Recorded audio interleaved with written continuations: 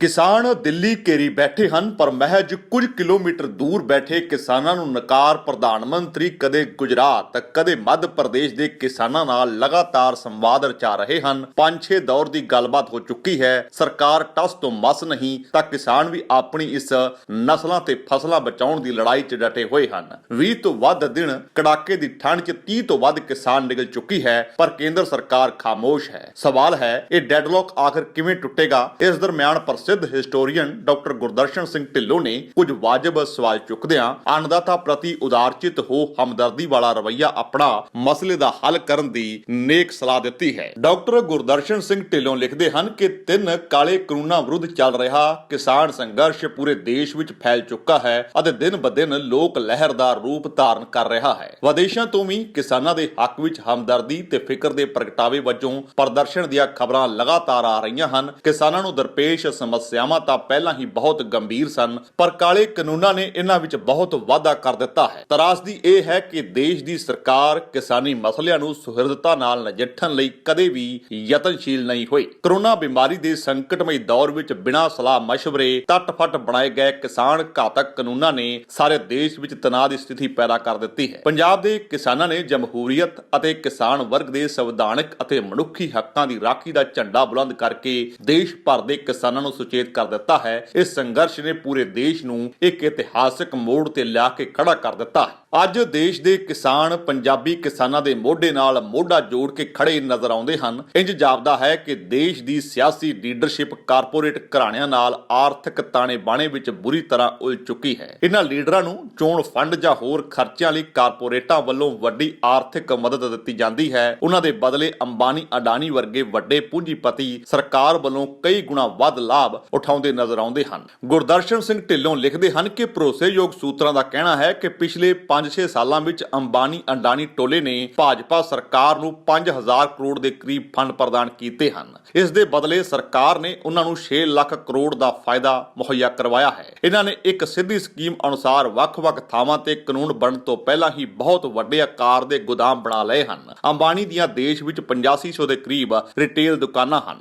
Scheme ਇਹ ਹੈ ਕਿ ਕਿਸਾਨਾਂ ਤੋਂ ਸਸਤੇ ਭਾਅ ਤੇ ਅਨਾਜ ਲੈ ਕੇ ਵੱਡੇ ਗੋਦਾਮਾਂ ਵਿੱਚ ਸਟੋਰ ਕੀਤਾ ਜਾਵੇਗਾ ਅਤੇ ਫਿਰ ਰਿਟੇਲ ਦੁਕਾਨਾਂ ਤੇ ਮਨਮਰਜ਼ੀ ਦੀ ਕੀਮਤ ਤੇ ਵੇਚਿਆ ਜਾਵੇਗਾ। ਇਸ ਨਾਲ ਦੇਸ਼ ਵਿੱਚ ਮਹਿੰਗਾਈ ਬਹੁਤ ਵੱਧ ਜਾਵੇਗੀ।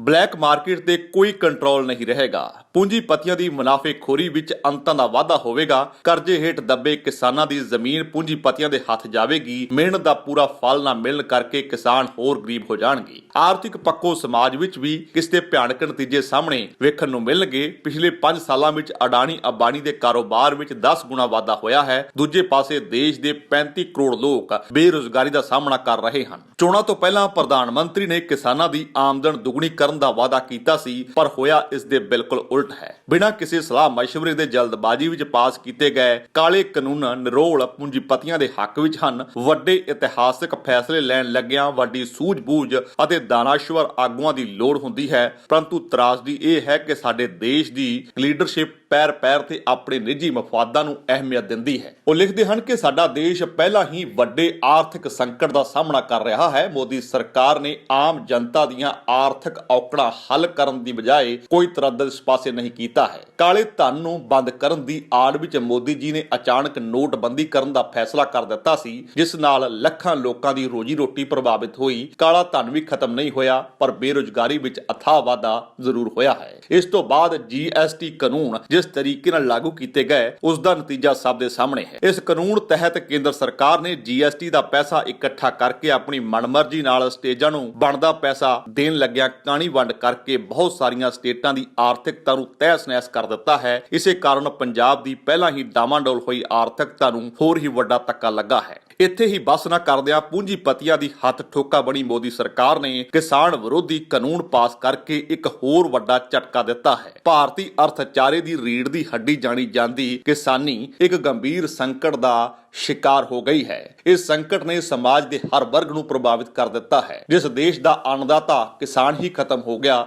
ਉਸ ਦੇਸ਼ ਦਾ ਭਵਿੱਖ ਕੀ ਹੋਵੇਗਾ?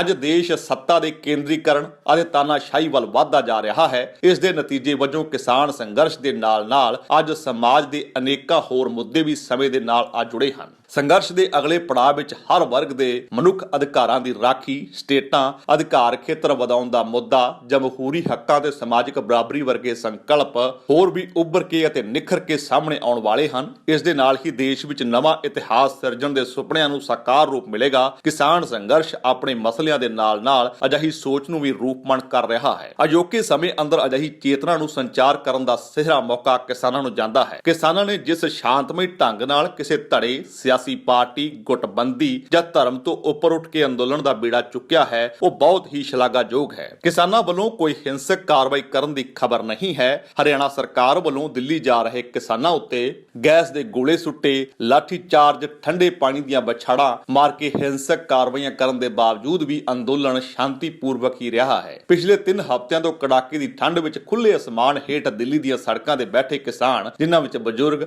ਬੱਚੇ ਅਤੇ ਔਰਤਾਂ ਵੀ ਸ਼ਾਮਿਲ ਹਨ, ਆਪਣੇ ਹੱਕ, ਸੱਚ ਅਤੇ ਇਨਸਾਫ ਲੈਣ ਲਈ ਆਪਣੀ ਆਵਾਜ਼ ਬੁਲੰਦ ਕਰਨ ਲਈ ਜੂਝ ਰਹੇ ਹਨ। ਸਖਤ ਸਰਦੀ ਕਾਰਨ ਦਮ ਤੋੜਨ ਵਾਲੇ ਪਰ ਆਪਣੇ ਸੰਘਰਸ਼ ਲਈ ਮਰ ਮਿਟਣ ਦਾ ਜਜ਼ਬਾ ਰੱਖਣ ਵਾਲਿਆਂ ਦੀਆਂ ਦਿਲਾਂ ਨੂੰ ਬਲੁੰਦਰ ਦੇਣ ਵਾਲੀਆਂ ਖਬਰਾਂ ਵੀ ਹਰ ਰੋਜ਼ ਵੇਖਣ ਸੁਣਨ ਨੂੰ ਮਿਲਦੀਆਂ ਹਨ। ਕਿਸੇ ਕਵੀ ਨੇ ਠੀਕ ਹੀ ਕਿਹਾ ਹੈ, ਰਾਹੇ ਰਾਹੇ ਜਾਂਦਿਆ ਤੈਨੂੰ ਕੀ ਦਿਆਂ ਸੁਣਾ, ਦਾਸਤਾਂ ਅੰਦਾਤੇ ਕਿਸਾਨ ਦੀ ਪੱਥਰ ਦਵੇ ਰਵਾ। ਬਾਬਾ ਰਾਮ ਸਿੰਘ ਨੇ ਕਿਸਾਨਾਂ ਦਾ ਦਰਦ ਸਹਿਣ ਨਾ ਕਰਦਿਆਂ ਖੁਦਕੁਸ਼ੀ ਕਰ ਲਈ। ਦੁੱਖ ਵਾਲੀ ਗੱਲ ਤਾਂ ਇਹ ਹੈ ਕਿ ਮੋਦੀ ਸਰਕਾਰ ਨੇ ਸਭ ਕੁਝ ਹੋਣ ਦੇ ਬਾਵਜੂਦ ਵੀ ਕਿਸਾਨਾਂ ਪ੍ਰਤੀ ਬੇਰੁਖੀ ਅਤੇ ਬੇਰਹਿਮੀ ਵਾਲਾ ਰਵੱਈਆ ਹੀ ਅਪਣਾਇਆ ਹੋਇਆ ਹੈ। ਮੋਦੀ ਜੀ ਹਾਲੇ ਵੀ ਬਾਹਾਂ ਉਲਾਰ ਕੇ ਕਹਿ ਰਹੇ ਹਨ ਕਿ ਕਾਨੂੰਨ ਕਿਸਾਨਾਂ ਦੇ ਹਿੱਤ ਵਿੱਚ ਹਨ। ਸਰਕਾਰ ਵੱਲੋਂ ਹਰ ਰੋਜ਼ ਅਜਿਹੀਆਂ ਸਾਜ਼ਿਸ਼ਾਂ ਰਚੀਆਂ ਜਾਂਦੀਆਂ ਹਨ ਜਿਸ ਨਾਲ ਸੰਘਰਸ਼ ਨੂੰ ਬਦਨਾਮ ਕੀਤਾ ਜਾ ਸਕੇ, ਇਸ ਨੂੰ ਦੁਖਵਾਰ ਕੀਤਾ ਜਾ ਸਕੇ। ਅਜਿਹੀਆਂ ਸ਼ਰਮਨਾਕ ਕਾਰਵਾਈਆਂ ਸਰਕਾਰ ਨੂੰ ਸ਼ੋਭਾ ਨਹੀਂ ਦਿੰਦੀਆਂ, ਪਰੰਤੂ ਇਸ ਦੇ ਬਾਵਜੂਦ ਵੀ ਕਿਸਾਨ ਜਥੇਬੰਦੀਆਂ ਨੇ ਆਪਣੀ ਇਕਜੁੱਟਤਾ ਨੂੰ ਕਾਇਮ ਰੱਖਿਆ ਹੈ। ਇਸ ਦੇ ਸਬਰ ਸੰਤੋਖ ਦੀ ਕੋਈ ਮਿਸਾਲ ਨਹੀਂ। ਇਹਨਾਂ ਦੇ ਹੌਸਲੇ ਬੁਲੰਦ ਹਨ। ਇਹ ਆਪਣੇ ਬੁਰੇ ਭਲੇ ਤੋਂ ਚੰਗੀ ਤਰ੍ਹਾਂ ਜਾਣੂ ਹਨ। ਇਹਨਾਂ ਨੇ ਸੂਝ-ਬੂਝ ਤੋਂ ਕੰਮ ਲੈਂਦਿਆਂ ਕਿਸੇ ਭੜਕਾਹਟ ਵਾਲੀ ਕਾਰਵਾਈ ਨੂੰ ਅਮਨ ਵਾਰਤਾ ਦੇ ਰਾਹ ਵਿੱਚ ਨਹੀਂ ਆਉਣ ਦਿੱਤਾ। ਇਹਨਾਂ ਦੀ ਆਸ ਤੇ ਵਿਸ਼ਵਾਸ ਪੂਰੀ ਤਰ੍ਹਾਂ ਕਾਇਮ ਹੈ। ਸਰਕਾਰ ਨੂੰ ਕਾਲੇ ਕਾਨੂੰਨ ਰੱਦ ਕਰਕੇ ਇਸ ਮਸਲੇ ਦਾ ਹੱਲ ਜਲਦੀ ਹੀ ਕੱਢਣਾ ਪਵੇਗਾ। ਸੁਪਰੀਮ ਕੋਰਟ ਨੇ ਵੀ ਆਦੇਸ਼ ਦਿੱਤਾ ਹੈ ਕਿ ਸ਼ਾਂਤਮਈ ਪ੍ਰਦਰਸ਼ਨ ਕਰਨਾ ਕਿਸਾਨਾਂ ਦਾ ਜਮਹੂਰੀ ਅਧਿਕਾਰ ਹੈ। ਕਿਸਾਨ ਅੰਦੋਲਨ ਨੂੰ ਦੇਸ਼ ਵਿਦੇਸ਼ ਵਿੱਚੋਂ ਵਿਆਪਕ ਹੁੰਗਾਰਾ ਮਿਲ ਰਿਹਾ ਹੈ, ਜਿਸ ਅੱਗੇ ਭਾਰਤ ਸਰਕਾਰ ਨੂੰ ਆਪਣਾ ਅੜੀਅਲ ਰਵੱਈਆ ਛੱਡ ਕੇ ਝੁਕਣਾ ਹੀ ਪਵੇਗਾ। ਨਹੀਂ ਤਾਂ ਵੱਡੇ ਆਰਥਿਕ ਸੰਕਟ ਦਾ ਸਾਹਮਣਾ ਕਰ ਰਹੇ ਵਿਕਾਸਸ਼ੀਲ ਦੇਸ਼ ਨੂੰ ਹੋਰ ਵੱਡੇ ਸੰਕਟ ਦਾ ਸਾਹਮਣਾ ਕਰਨਾ ਪੈਣਾ ਹੈ। ਨਵੀਆਂ ਸਮੱਸਿਆਵਾਂ ਤੇ ਚੁਣੌਤੀਆਂ ਦਾ ਸਾਹਮਣਾ ਕਰਨਾ ਪਵੇਗਾ। ਸਮੇਂ ਦੀ ਮੰਗ ਹੈ ਕਿ ਸਰਕਾਰ ਦੂਸ਼ਣਬਾਜ਼ੀ ਅਤੇ ਚਾਣਕੀਆ ਨੀਤੀ ਛੱਡ ਕੇ ਦੇਸ਼ ਦੇ ਅੰਨਦਾਤਾ ਪ੍ਰਤੀ ਉਦਾਰਚਿਤ ਹੋ ਕੇ ਹਮਦਰਦੀ ਵਾਲਾ ਰਵੱਈਆ ਅਪਣਾਏ ਅਤੇ ਦੇਸ਼ ਦਾ ਭਵਿੱਖ ਧੁੰਦਲਾ ਹੋਣ ਤੋਂ ਬਚਾਏ। ਸਰਕਾਰ ਦੀ ਜ਼ਿੰਮੇਵਾਰੀ ਬਣਦੀ ਹੈ ਕਿ ਜਲਦ ਤੋਂ ਜਲਦ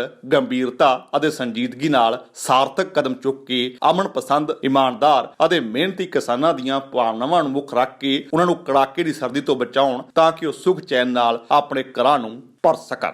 ਤਾਂ ਗਲੋਬ ਐਡਵਾਈਸ ਓਵਰਸੀਜ਼ ਐਜੂਕੇਸ਼ਨ ਤੇ ਇਮੀਗ੍ਰੇਸ਼ਨ ਕੰਪਨੀ ਹੈਗੀ ਹੈ। ਸਾਨੂੰ 35 ਸਾਲ ਦਾ ਐਕਸਪੀਰੀਅੰਸ ਹੈ। ਅਸੀਂ ਬੱਚਿਆਂ ਨੂੰ ਉਹਨਾਂ ਦੇ ਪ੍ਰੋਗਰਾਮ ਸਿਲੈਕਸ਼ਨ ਤੇ ਸਕਾਲਰਸ਼ਿਪਸ ਵਿੱਚ ਹੈਲਪ ਕਰਨੇ ਆ। ਅਸੀਂ ਬੱਚਿਆਂ ਨੂੰ ਅਪ ਟੂ 50 ਲੱਖ ਤੱਕ ਸਕਾਲਰਸ਼ਿਪਸ ਲੈ ਕੇ ਦਿੱਤੀਆਂ ਹੋਈਆਂ ਨੇ। ਅਸੀਂ ਤੇ ਬੱਚਿਆਂ ਦੇ ਵੀਜ਼ਾ, LORs, SOP 'ਚ ਹੈਲਪ ਕਰਨੇ ਆ ਤੇ ਪੋਸਟ ਲੈਂਡਿੰਗ ਸਰਵਿਸਿਜ਼ ਵਿੱਚ 에ਅਰਪੋਰਟ ਪਿਕਅਪ ਤੇ ਉਹਨਾਂ ਦੀ ਟੈਂਪਰੇਰੀ ਅਕਮੋਡੇਸ਼ਨ ਦਾ ਇੰਤਜ਼ਾਮ ਵੀ ਕਰਨੇ ਹਾਂ। ਜੇਕਰ ਤੁਹਾਨੂੰ ਸਾਡਾ ਇਹ ਉਪਰਾਲਾ ਚੰਗਾ ਲੱਗਾ ਹੈ ਤਾਂ ਇਸ ਨੂੰ ਲਾਈਕ ਕਰੋ, ਸ਼ੇਅਰ ਕਰੋ ਅਤੇ ਸਾਡੇ YouTube ਚੈਨਲ ਨੂੰ ਸਬਸਕ੍ਰਾਈਬ ਕਰੋ।